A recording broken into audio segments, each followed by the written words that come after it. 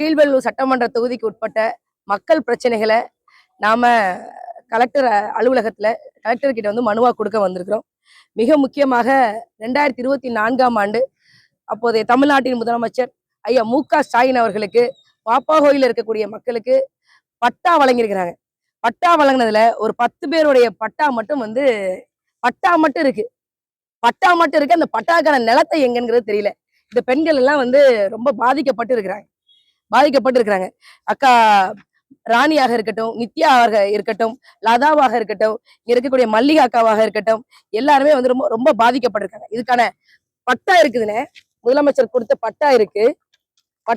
இந்த பட்டா வந்து ஆக்கிரமிப்புல இருந்து எடுத்து தர மாட்டேங்கிறாங்க. எங்களுடைய நிலத்தை கொடுங்க, முதலமைச்சர் கொடுத்த நிலத்தை கொடுங்க அப்படின்னா அங்க இருக்கக்கூடிய விஏஓ சதீஷ் அவர்கள் உரிய முறையில பதில் சொல்ல மாட்டேங்கிறாங்க. இந்த பெண்களை வந்து மனம் கோணும் வகையில வந்து ஒரு அவமானப்படுத்தும் விதமாக பேசிட்டு இருக்கிறாங்க.